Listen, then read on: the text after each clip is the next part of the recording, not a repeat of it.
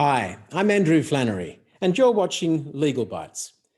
We provide quality CPD as you need it, when you want it, in small bite-sized chunks.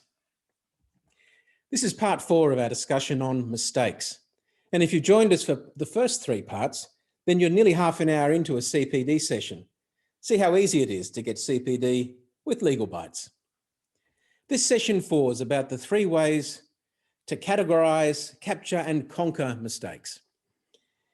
And my 3 points are that we need to categorize them to be acts of God and get over them, to be acts of weakness and to avoid them, or to be acts of folly and learn from them.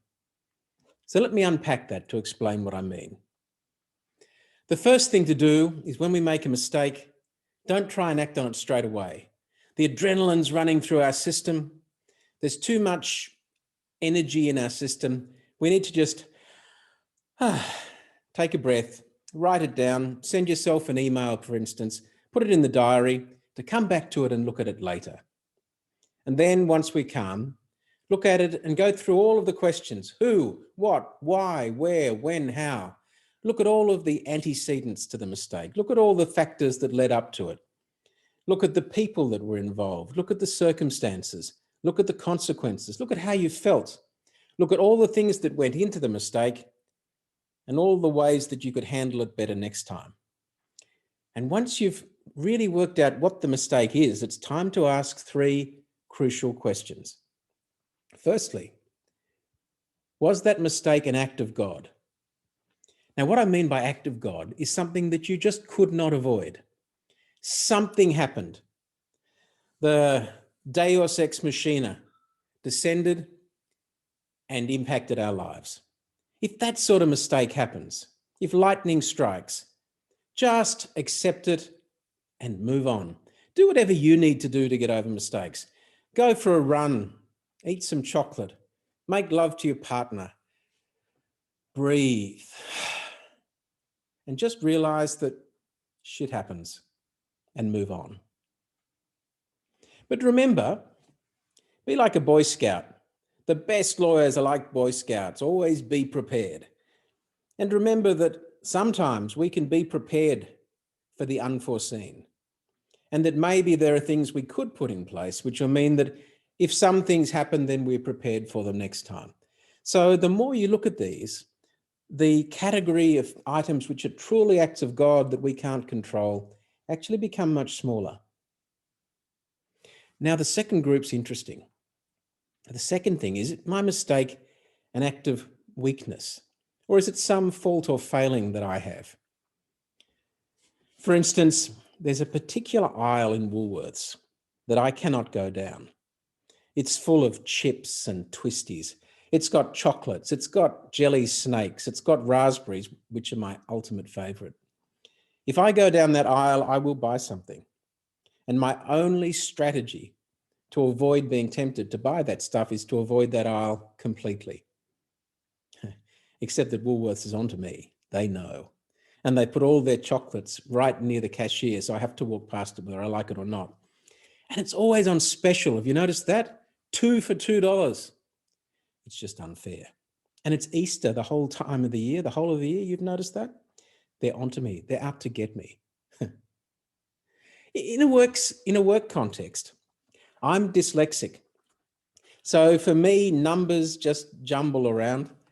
7642 could easily just appear as 7426.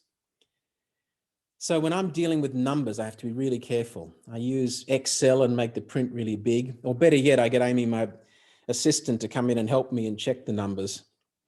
I have to have strategies for dealing with that, or I just don't deal with numbers at all. And that's what I try and do whenever I can, give it to another lawyer or have someone else check it. Because there's a structural weakness in my brain that means it's very likely that I will make a mistake. Which reminds me of my favorite joke. What do agnostic, insomniac, hang on, let me get this right. What do dyslexic, agnostic, insomniacs do in bed at night? They lie in bed and wonder if there's a dog. No, stupid joke, you'll get it in a minute. So what is it in your life, mistakes that you keep making simply because you're you, that you need to put in place steps to just stop doing it, or to do it in a different way, or get someone else to do it. Because if you can't control those circumstances, you have to stop. That's category 2. Category 3, of course, is acts of folly, where we make a mistake that's just stupid. Why did I do that? If that happens, then we learn from it. But we can't learn from it without taking some real action to put it inside our body. And what I really suggest you do is walk through that mistake scenario in your head. Think, what was I doing? Where did I do it? What did I walk to? What did I say? And then replay it in your mind again with the new scenario that leads to the good, to the right, to the fulfilling outcome. Then run that script again and run that script again and run that script again with as much emotion and energy as you can, because the mind really can't distinguish between a memory and a vivid imagination. And you can take your new script and run it over the old one so that you can never run the old script the same way. And look back to where that mistake started. Where was the genesis point for it? And realize that that's the point where you need to run the new script. So become aware for those points in your life so that you can run the new script. And there you have it. The 3-step success formula for capturing and conquering mistakes. I'll see you tomorrow for part 5.